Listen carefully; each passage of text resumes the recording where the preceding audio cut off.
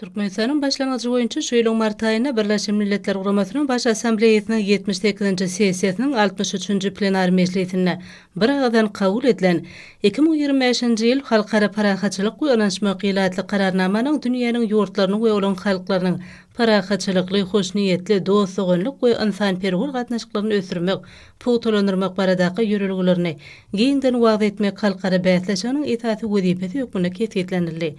Halkara gatnaşyklary parahaçylyk dialogunyň medeniýet adly halkara bäsleşigine gatnaşy daşary ýurtlaryň dokusundan, şol sanda Merkezi Aziýa we Hazarýa döwletlerinden, Türkiýe we Hytaý Halk Respublikasyndan, Awreli ýokary okuw mekdepleriniň uniwersitinden magistrlaryň we taliplerin 40 bolaý. Şeýle hem Türkmenistanyň 20 sany ýokary okuw mekdebinden talip ýaşlaryň 250den gowragy bäsleşige gatnaşdy. Halkara gatnaşyklary parahaçylyk dialogunyň medeniýet adly halkara bäsleşigiň şahsy tapgyrynyň netijelerine görä 10 gatnaşyjylar 21 altyn, 36 kömüş we 46 bürünç medal gazandylar. Şol sanda Türkmen diplomatiýasynyň milli mektebiniň talipleri 3 altyn, 8 kömüş medal nasip boldylar. Şeýle-de halkara bäsleşigiň toparlaýyn tapgyryny 3 topar altyn, 5 topar kömüş we 8 topar bürünç medal gazandy. Toparlaýyn tapgarda halkara gatnaşyklary institutynyň taliplerinden dödülen 2 topar altyn medal nasip boldy. Sylaglanyş dawrasynyň dowamyna baýrakly orunlara nasip bolan daşary ýurtly ýaşlar şol sanda türkmen talipleri çykyş etdiler.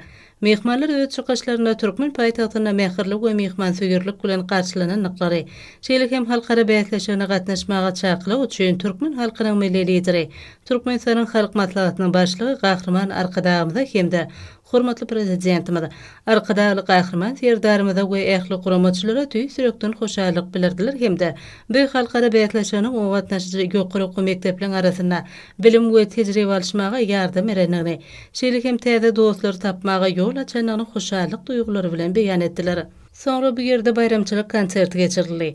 Onuň dowamyna halkara gatnaşyklary institutynyň Maýa Kuliýewa adynaky Türkmen Milli Konserwatoriýasynyň hemde Magtymul adynaky Türkmen Döwlet Uniwersitetiniň talipleri aýdym sazlary bilen çykyş etdiler.